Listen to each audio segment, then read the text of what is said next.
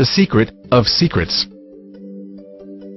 The just announced Nobel Prizes for both chemistry and physics have gone to research related to the carbon atom. The Nobel Prize for Chemistry went to 3 scientists for developing a toolkit to manipulate carbon atoms, while the Physics Prize has gone to 2 Russian-born physicists for their study on the remarkable properties of graphene, an ultra-thin form of carbon.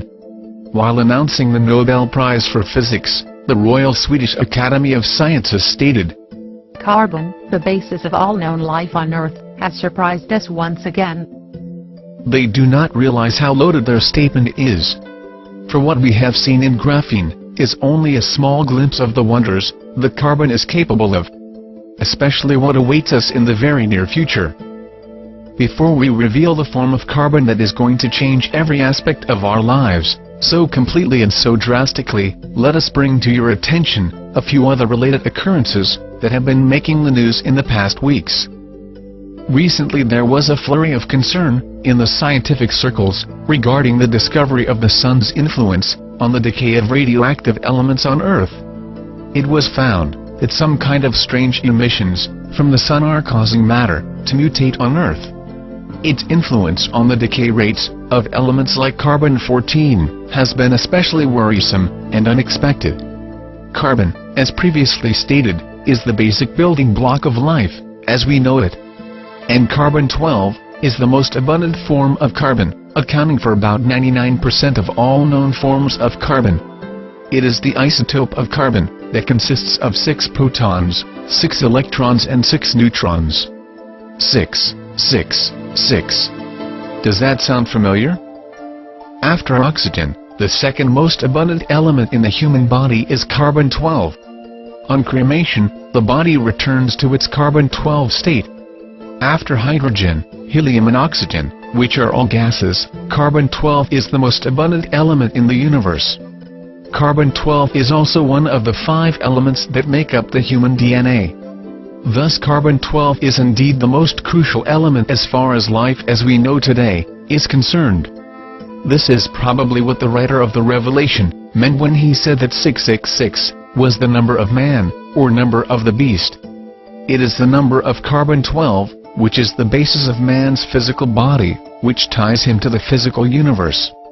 This is especially significant when we understand what transmutation awaits this carbon-12, which will bestow man such superhuman powers that will make every technological advancement till date completely redundant. Every secret has a time to reveal, a time to celebrate. It is now time to reveal the secret of all secrets. The secret of alchemy. The secret of the philosopher's stone, that which transmutes, in a symbolic sense, lead to gold. The secret of the elixir of life.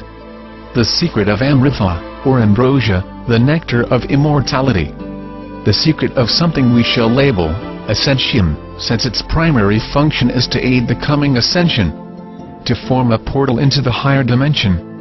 The secret of carbon-7. Carbon-7 is the hitherto undiscovered isotope of carbon, which has 6 electrons, 6 protons and only 1 neutron. It is the material equivalent of the Kundalini system as well as Metatron's cube. Like iron has the ability of sustaining a magnetic field around it, carbon-7 has the uncanny ability to carry hyperdimensional fields, such as fields of thought, around it. Thus it can amplify thought and other hyperdimensional fields, just as the iron and copper in a transformer can amplify magnetic fields. Naturally, it is formed in the brains of spiritual adepts when they have out-of-body experiences or perform other supernatural phenomena, such as bilocation or materialization, etc. During such time the glow, or halo, that is formed around the heads of these highly evolved beings is actually due to the excess neutrons produced when carbon-12 transmutes to carbon-7 inside their brains. However, this carbon-7 quickly decays to other stabler forms of matter. Hence it is almost impossible to detect carbon-7 directly in the human body. History and religion has offered us many clues as to the identity of this most wondrous material through cryptic notations, symbols, and enigmatic texts. But it had to veil it in the most puzzling language and symbols since this knowledge, in the wrong hands, could mean the destruction of this planet. Such is its power. In that case, you may ask, why we are revealing it now, since the same risks are still prevalent. There are two main reasons for this revelation, at this point of time. 1. We are now at the very threshold of the most significant shift humanity has ever experienced. It is the time for all secrets to be revealed.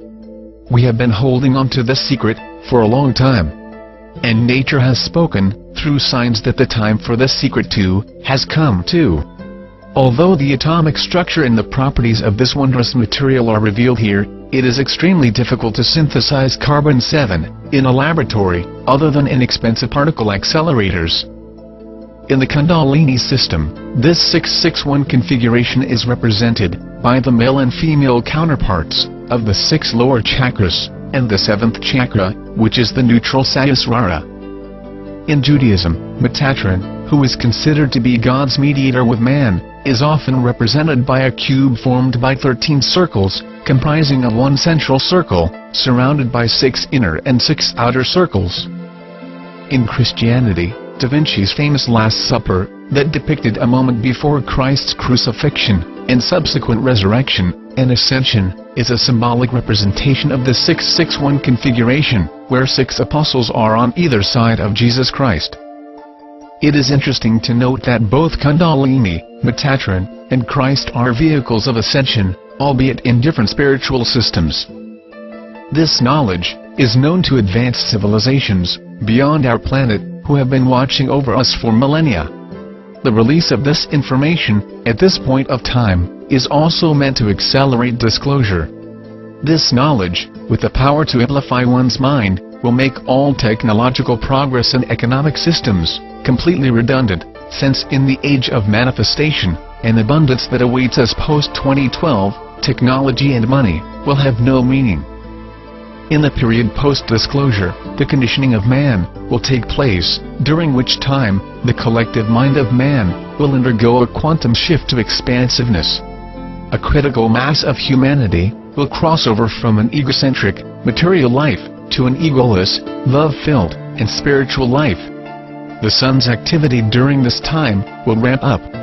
The final transmutation that will be affected by the sun will be the transmutation of the carbon-12 in human DNA into carbon-7. This will empower man to survive the final double cataclysm of the super flare pole shift and migrate to the higher dimensional new Earth.